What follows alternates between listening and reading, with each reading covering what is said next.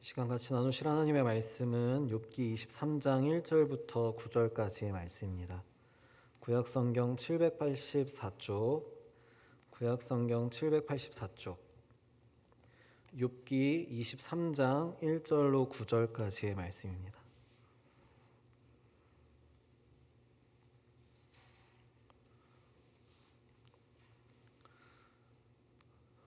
욥기 23장 1절부터 9절까지 말씀 우리 한 절씩 교독하도록 하겠습니다.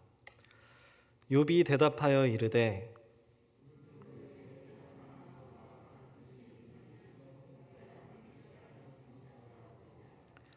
내가 어찌하면 하나님을 발견하고 그의 처소에 나아가랴.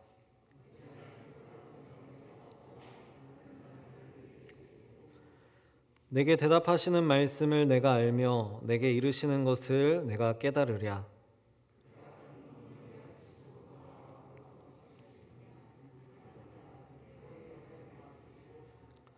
거기서는 정직한 자가 그와 변론할 수 있은즉 내가 심판자에게서 영원히 벗어나리라.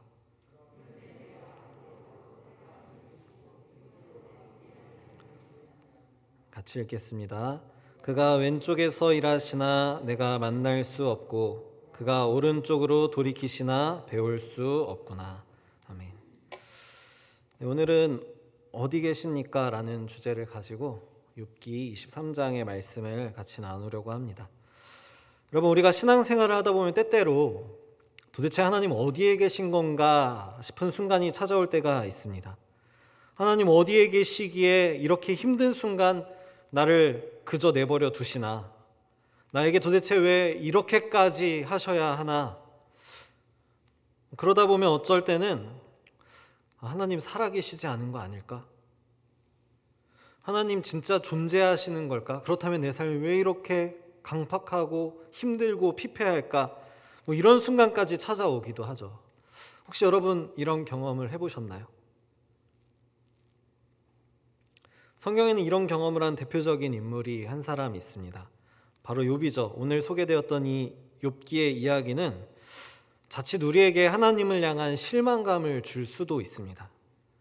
마치 하나님이 욥의 믿음, 욥의 의로움을 가시하기 위해서 사탄과 내기를 하면서 우리를 벼랑으로 내모는 것만 같이 보이기 때문입니다. 우리 같이 한번 욥이 당한 고난을 살펴볼까요? 1장 13절 말씀을 같이 한번 펴보겠습니다. 욥기 1장 13절 말씀. 이 이하부터 욥이 당했던 고난이 하나하나 소개되는데요. 이런 고난이 일어납니다. 어느 날 욥에게 한 사환이 찾아와서 이렇게 말하죠. 소는 밭을 갈고 나귀는 그 곁에서 풀을 먹는데 스밧 사람들이 갑자기 그것들을 빼앗고 칼로 종들을 죽였습니다. 그러니까 지금 욥이 자신의 소와 나귀를 관리하던 종들이 죽었다는 소식을 전해 들은 거예요. 그런데 이 소식이 채 끝나기도 전에 또 다른 종이 찾아와서 하나님의 불이 하늘에서 떨어져서 양과 종들을 다 살라버렸습니다. 그러니까 이 양을 치고 있던 종들과 양들도 다 죽은 거예요. 그런데 이 소식이 채 끝나기도 전에 또 다른 종이 또 찾아와서 갈대아 사람이 새 무리를 지어서 갑자기 낙타에게 달려들어 그것을 빼앗고 칼로 종들을 죽였습니다. 그러니 지금 욥이 가지고 있던 모든 재산과 그의 종들이 다 죽거나 빼앗기게 되었습니다. 그런데 이 소식이 끝나기도 전에 주인의 자녀들이 맏아들의 집에서 음식을 먹으며 포도주를 마시는데 거친 들에서 큰 바람이 집을 쳐 무너뜨려 그들이 다 죽었습니다. 여러분, 욥이 총 4번의 소식을 전해 듣는 동안 자신의 모든 것을 잃었다는 것을 알게 돼요. 그의 모든 소유물, 재산, 종, 심지어 그가 사랑하는 자녀들까지 모두 잃게 되었습니다. 여러분, 4번의 소식이 전해지는 그 순간이 굉장히 짧았단 말이에요. 아주 찰나 같은 순간에 자신이 가지고 있는 모든 것을 잃었다는 것을 알게 되는 거예요. 여러분, 이런 비극적이고 참담한 경우가 또 있을까요? 저는 소유가 많지 않아서 자식도 한 명밖에 없어서 잘 모르겠는데 욥이 얼마나 많은 재산과 얼마나 많은 자녀들을 가지고 있었는지를 살펴보면 먼저 아들 7과 딸 3을 가지고 있었어요. 그러니까 아들 7과 딸 3이 한날 한시에 불의의 사고로 죽게 된 거예요. 너무 참담하지 않습니까? 이것만 가지고도. 그가 가지고 있던 소유의 숫자를 욥기 1장 앞부분에서 설명해 주는데 이렇더라고요. 양이 7,000마리. 별로 놀라시지 않으시네요. 양 7,000마리 정도는 다 집에 갖고 계시기 때문인가요? 여러분, 양이 7,000마리나 된다는 거예요. 낙타가 3,000마리, 소가 500결이라고 했으니까 총 1,000마리, 암낙이 500마리, 그리고 이러한 수많은 짐승들, 가축들을 돌봐야 할 굉장히 많은 수의 종들이 있었겠죠. 또 이 재물과 재산들을 관리하는 또 다른 종들이 있었을 거예요. 집의 일을 살피는 종들이 있었을 거고, 그 모든 것들이 한날 한시에 불의의 사고로 다 잃어버리게 된 거예요. 신기루 같지 않았겠습니까? 이것으로 충분하지 않았는지 욥에게 또 다른 고난이 찾아오는데 육신의 질병이었습니다. 사탄은 욥을 쳐서 그의 발바닥에서 정수리까지 종기가 나게 해요. 그게 어찌나 간지러웠는지 말씀을 보니까 욥이 질그릇 조각을 가지고 자신의 몸을 벅벅 긁었다고 해요. 여러분, 질그릇 조각이니까 얼마나 그 끝이 날카로웠을까요? 그런 걸로 몸을 긁어야 할 정도로 간지러웠다는 이야기겠죠. 제가 최근 몇 년 스트레스가 조금 심하게 받으면은 몸에 두드러기가 막 올라와요. 어느 정도로 올라오냐면 이 간지러워서 자다가 깰 정도로 두드러기가 올라오거든요. 그러니까 막 자면서도 긁고, 뭐 깨면 당연히 긁고, 긁으면 이제 피부가 점점 막 올록볼록해지면서 두꺼워지다가 터지고 벗겨지고 피가 나기 시작해요. 피가 나는데도 간지러서 피가 나는 곳을 또 긁어요. 긁으면 아프고 안 긁으면 간지럽고, 그러니까 막 계속 긁어요. 되게 더럽고 보기 싫어요. 저지만. 근데 아마 욥이 당한 고난이 이거보다 더 심하면 심하지 덜하진 않았을 거라는 거예요. 그러니까 저는 욥이 질그릇 조각을 가지고 몸을 긁었다는 부분이 사실 조금 이해가 됩니다. 얼마나 괴롭고 얼마나 고통스러웠을지. 그 큰 고난 가운데 모든 것을 잃고 질그릇 조각 들고 몸을 긁고 있었으니 아마 몸 여기저기에서는 피가 조금씩 흐르고 있었을지도 모릅니다. 그 몸을 긁고 있는 욥을 보고 아내가 이렇게 말하죠. 당신이 이런 상황에서도 그럼에도 당신의 온전함, 당신의 의로움을 지키느냐? 하나님을 욕하고 죽어라.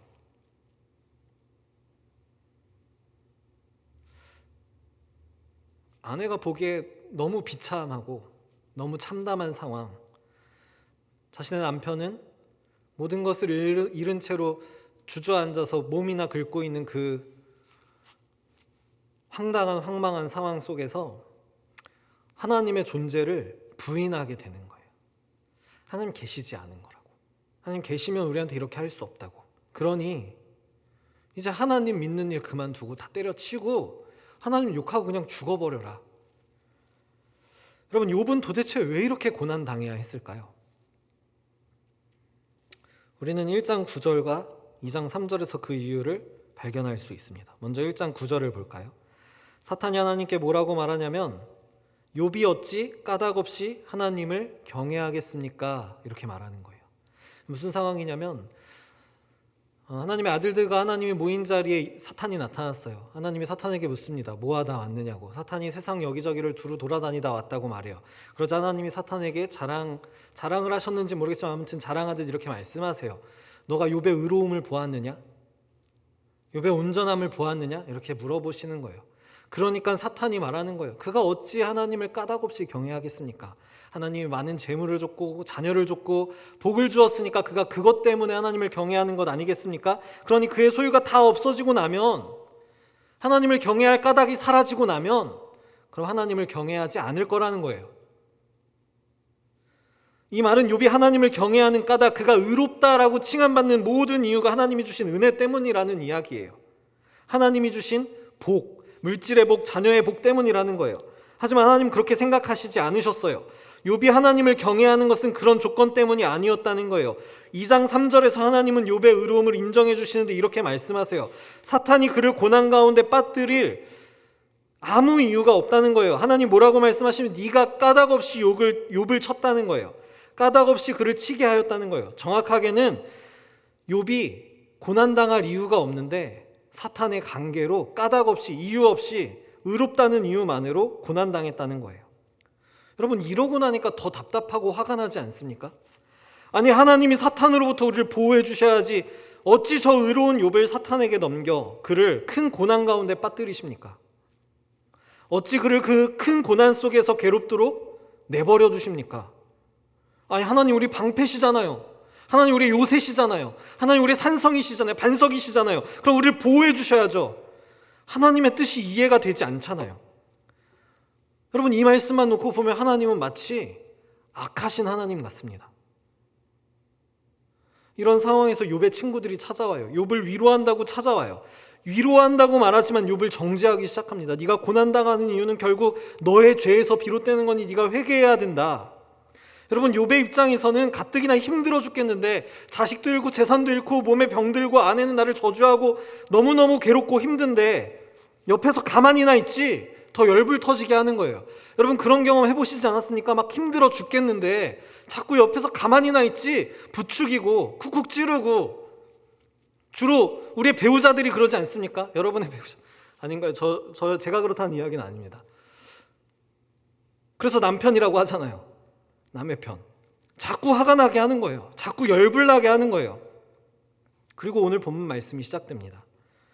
욥이 이렇게 말하죠. 3절 말씀입니다.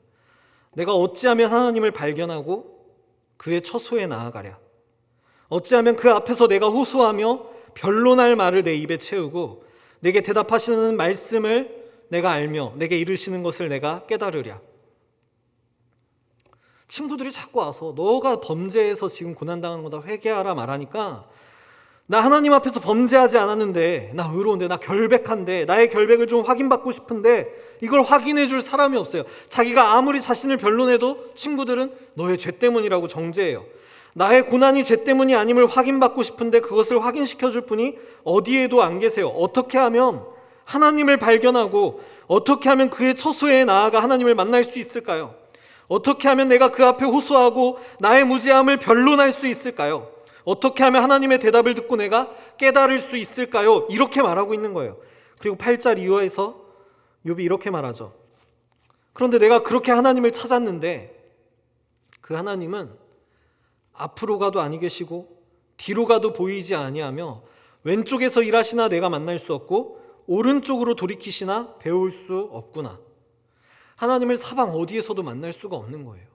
여러분, 더 힘들고 답답한 것은 하나님이 일하시는 흔적은 느껴지는데 왼쪽에서 일하시는데 나는 만날 수가 없어요. 그가 오른쪽에서 돌이키시는데 나는 볼 수가 없어요. 하나님이 어딘가에서 일하고 계시면 우리가 느낄 수 있는데 도무지 나의 힘듦, 나의 고난, 나의 괴로움에는 찾아오시지를 않으시더라는 거예요.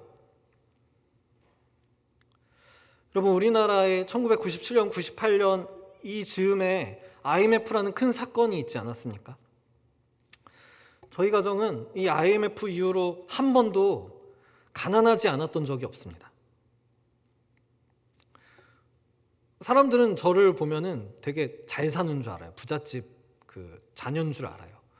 제가 신대원에 다닐 때도 본의 아니게 차가 공짜로 생겨서 차를 끌고 다녔는데 다 부잣집 아들인 줄 알더라고요. 저희 집은 되게 가난했는데 신대원 학비를 등록할 등록금이 없어서 늘 고민하며 살아야 할 정도로 굉장히 가난했는데 어쨌든 뭐 공짜로 차가 생겨서 신대원은 멀고 그래서 이제 차를 이제 타고 다녔죠. 그랬더니 부자인 줄 알겠더라고요. 제가 아무래도 제가 좀 부티나게 생겼기 때문이 아닐까. 이런 반응은 항상 되게 비판해요. 아버지가 다니시던 회사가 IMF를 맞아서 도산 위기에 내몰렸습니다. 아버지는 이 회사를 퇴직하면서 받으신 퇴직금과 그 퇴직금은 얼마 안 됐겠죠. 그거의 몇 배는 더 큰 빚으로 지금 숭실대학교 앞에서 알파문구를 시작하셨어요. 여러분, 알파문구 얼마나 그럴듯해 보입니까? 그렇죠? 대단한 사업을 하셨을 거라고 혹시 착각하시는 분이 계실지도 모르는데 이 알파문구는 가짜였어요. 전 주인이 그냥 가짜 알파문구 간판만 걸어놓고 그걸 저희에게 팔아넘긴 거예요. 말하자면 사기를 당한 거죠. 숭실대 앞에서 장사를 한 지 얼마 되지 않아서 알파문구 본사에서 전화가 왔어요. 빨리 간판을 떼라는 거예요. 아버지가 그곳에서 장사를 하시던 수년 동안 집의 가게가 매우 급격히 기울기 시작했습니다. 결국 가게를 정리하고 저희 가정은 빚더미에 올라앉게 되었어요. 그리고 제가 고3이 되던 해에 더 이상 이 빚을 감당할 능력이 안 됐던 저희 집은 어머니가 큰 결정을 내리셨어요. 이 빚을 처분하기 위해 살고 있던 집을 좀 전세를 주든지 해서 이렇게 목돈을 만들고 그걸로 빚을 갚고 온 가족이 뿔뿔이 흩어지게 됐죠. 부모님은 지하 단칸방으로, 할머니는 큰아버지 댁으로, 저는 외할머니 댁으로 모든 가족이 뿔뿔이 흩어지게 됐어요. 고3이라는 가장 중요한 때 가까이에서 아들을 돌봐주지 못해서 마음이 쓰이셨던 어머니는 늘 이 외할머니 댁으로 출퇴근하셨습니다. 본인 일하고 오셔서 피곤하실 텐데도 저녁이면 오셔서 고3인 아들 뒷바라지 한다고 밥해 먹이시고 밤 늦게까지 거기 계시다가 밤 늦은 시간이 되면은 집으로 돌아가시는 거예요. 돌아가시는 길을 제가 늘 배웅해 드렸는데 이 외할머니 댁에서 어머니가 계신 지하 단칸방을 가려면 중간에 초등학교를 하나 가로질러야 했습니다.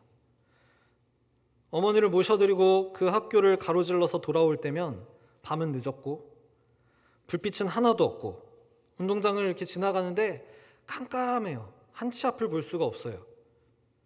저 멀리 있는 교문 밖 불빛을 보면서 걸어가는 거예요.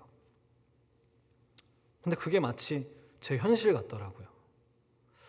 아니 우리 집이 뭐가 그렇게, 내 믿음이 뭐가 어디가 어때서 하나님 왜 우리를 이렇게 다 뿔뿔이 이상가족 만들어 놓으시고 이 중요하고 부모의 돌봄이 가장 필요한 이때 나를 이렇게 외롭고 쓸쓸하고 힘들게 만드셨는가. 막막하고 답답하고 소망이 없고 미래가 없는 것만 같은 그런 삶, 우리 가족은 이제 어떻게 되는 건가. 보이지 않고 까마득히만 하는 그 삶이 마치 제 삶인 것 같았어요. 제가 중학교 2학년 때 하나님을 인격적으로 만나고 그 만남 이후에 하나님의 기쁨이 되고 싶습니다. 어떻게 하면 제가 하나님의 기쁨이 될 수 있을까요? 전 잘하는 게 아무것도 없는데 그럼 제 삶을 드리겠습니다. 하나님, 제가 드릴 게 아무것도 없어요. 이 삶밖에, 이 몸밖에 드릴 게 아무것도 없습니다. 하나님, 그러니까 제가 제 삶이 하나님의 기쁨이 되길 원합니다. 기도하고 사역자의 길을 걸어가려고 마음먹고 살아가는데 도대체 왜 이런 어려움을 주시나. 그 운동장을 걸으면서 얼마나 원망하며 기도했는지 몰라요. 그런데 그때 하나님이 제게 이 찬양의 가사로 위로해 주셨어요. 오늘 우리가 나누었던 왜 슬퍼하느냐라는 찬양입니다.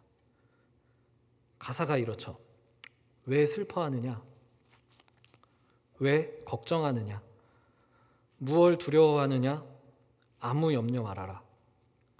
큰 어려움에도 큰 아픔이 있어도 이젠 아무 걱정하지 마. 내가 널 붙들어 주리.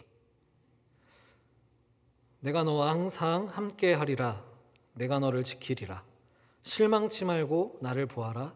나는 너의 하나님이라. 저희 가정의 어려움을 보고 어떤 불신자, 저희 부모님의 친구인 불신자는 너희가 믿는 하나님이 살아계시다면 왜 너희가 그렇게 어렵겠냐. 하나님 살아계시지 않다. 너희 가정의 어려움을 보니 하나님은 살아계시지 않는다 말하는 거예요. 여러분, 욥은 더 하지 않았을까요? 말씀 어디에도 등장하진 않지만 사람들이 그를 향해서 하나님이 살아계시는가를 조롱하며 비웃지 않았을까요?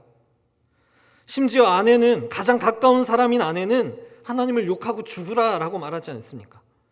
친구들은 그를 찾아와서 그의 고난이 죄 때문이라면 욥을 정죄하지 않습니까? 그의 삶 어느 한 구석에도 하나님의 흔적조차 보이지 않는 것만 같더라는 거예요. 그런데 제가 이 설교를 준비하면서 문득 이 욥의 모습이 예수 그리스도를 떠올리게 만들더라고요.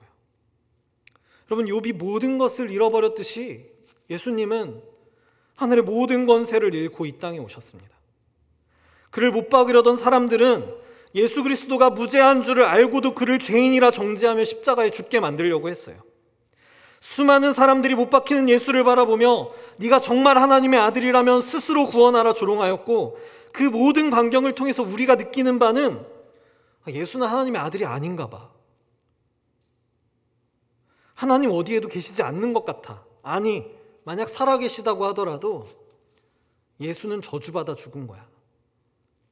그러니 하나님 예수를 버리신 거야. 여러분, 이런 게 느껴지지 않았겠습니까? 이 모든 정황을 보면 도대체 하나님은 어디에 계시느냐? 하나님 어디에 계십니까? 하나님은 욥이 고난을 당하던 바로 그 자리, 예수께서 고난당하시던 바로 그 자리, 우리가 고난당하는, 믿음으로 고난당하는 우리의 삶의 모든 자리에 바로 여기에 함께 하십니다. 욥이 당한 고난은, 예수 그리스도께서 당한 고난은 결국 하나님의 큰 계획을 이루기 위한 것이었음을 부인할 수 없어요. 오늘 본문 이후의 말씀에서 욥은 이렇게 고백합니다. 그러나 내가 가는 길을 그가 아시나니 그가 나를 단련하신 후에는 내가 순금같이 되어 나오리라. 또 14절에서는 이렇게 말씀하세요. 그런즉 내게 작정하신 것을 이루실 것이라. 그럼 개혁신앙을 가지고 살아가는 우리는 하나님의 절대 주권을 믿는 사람들입니다. 그분은 자신의 뜻을 따라 우리 삶을 선하게 인도하여 하나님의 선과 하나님의 의를 드러내시는 분이세요. 우리에게 고난을 주시고서는 그 고난 가운데 신음하며 괴로워하는 우리를 바라보고 기뻐하고 흐뭇해하는 그런 변태 같은 악하신 하나님이 절대 아니라는 이야기예요. 악한 우리를 위해 자신의 독자 예수를 죽기까지 희생하심으로 자신의 선한 계획을 완성하고 이루어가시는 선하신 하나님이라는 사실입니다. 그렇다면 그 선하신 하나님께서 여러분의 삶 또한 돌보실 줄을 믿습니다. 비록 지금은 우리가 고난 가운데 있다고 할지라도, 비록 지금은 우리의 삶이 녹록지 않다고 하여도 하나님은 그마저 하나님의 영광을 위한 도구로, 하나님의 뜻을 이루기 위한 도구로 반드시 사용하실 것입니다. 그리고 지금 경험하는 그 고난의 시간들이 언젠가는 나를 재련하는, 나를 단련하는, 그래서 나를 순금같이 만드는 나의 모든 불순물을 빠뜨리는 그런 은혜의 시간이었다는 것을 깨닫게 될 것이죠. 여러분, 제가 목회자가 되기 위해, 목사가 되기 위해 수많은 고난의 시간을 넘어왔어요. 경제의 문제는 말할 것도 없습니다. 그 IMF 시절 이후로 지금까지 한 번도 가난하지 않았던 적이 없다고 말씀드렸잖아요. 경제의 문제 말할 것도 없이 수없이 연단받았어요. 하지만 여러 번 중고등부에서도 말씀드렸는데 7년이라는 신대원 3년, 대학교 4년, 7년이라는 시간을 학교를 다니면서 전 단 한 번도 학자금 대출받지 않고 다 은혜로 하나님이 등록하고 다니게 하셨어요. 경제의 문제로 저를 연단하셨습니다. 수많은 억울함, 오해, 답답함, 비참함, 때로는 많은 사람들이 마치 저를 무대 위에 세워놓고 조롱하는 것만 같은, 사도 바울의 표현을 빌리자면 세상 끄트머리의 선자 같은 그런 느낌을 느끼며 이 자리에 서게 되었습니다. 저는 지나간 삶의 고난이 한 사람의 목회자, 한 사람의 성도를 만들기 위함이었다고 생각합니다. 그냥 단순한 생각이 아니에요. 제 경험에서 지나간 후에 하나님이 이래서 나에게 이런 일들을 행하셨구나라고 깨닫고 절절히 느낀 후에 하는 고백입니다. 내가 가는 길을 나보다 주께서 더 잘 아시오니 나를 단련하신 후에는 불순물 없는 순도 높은 믿음의 백성 만드시려고, 그러려고 나에게 이렇게 큰 고난, 힘든 시간, 어려운 생활들을 하게 하셨구나. 그런데 여러분, 이게 어찌 목회자의 삶뿐만이겠습니까? 성도의 삶도 동일하다는 거예요. 여러분이 믿음을 지키려고 하면 할수록, 여러분이 여러분의 삶의 자리에서 신앙대로 살아가려고 노력하면 노력할수록 여러분의 그 믿음, 여러분의 노력, 여러분의 수고를 일시에 무너뜨리려고 하는 수많은 사단의 도전이 있을 거라는 이야기예요. 예수를 위해 당하는 수많은 삶의 고난은 모두 이와 연관되어 있습니다. 그 고난의 시간, 세상의 사람들이 우리를 바라보며 너의 하나님이 어디 있느냐라고 조롱하는 그때라도 여러분을 더 정결케 하여 단련하여 순금 같은 믿음의 백성 삼으시려는 하나님을 온전한 믿음의 눈으로 보시고 따르실 수 있기를 바랍니다.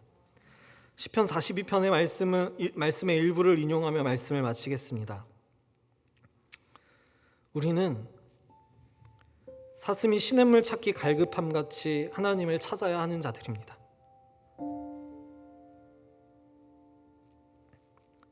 그런 우리를 무너뜨리려는 사탄은 수많은 도전과 수많은 고난으로 우리의 마음을 어지럽히고 우리를 괴롭게 하고 우리를 고난 가운데로 내몰며 우리를 회방하겠죠. 사람들은 우리를 향해서 너의 하나님이 어디 있느냐, 너의 하나님이 어디 있느냐 종일 떠들어대겠으나 우리는 하나님께 소망을 두고 살아야 하는 주의 백성인 줄 믿습니다. 하나님은 어디 계십니까? 하나님은 언제나 항상 우리와 함께 계십니다. 우리 시간 이 찬양 다시 한번 고백하도록 하겠습니다.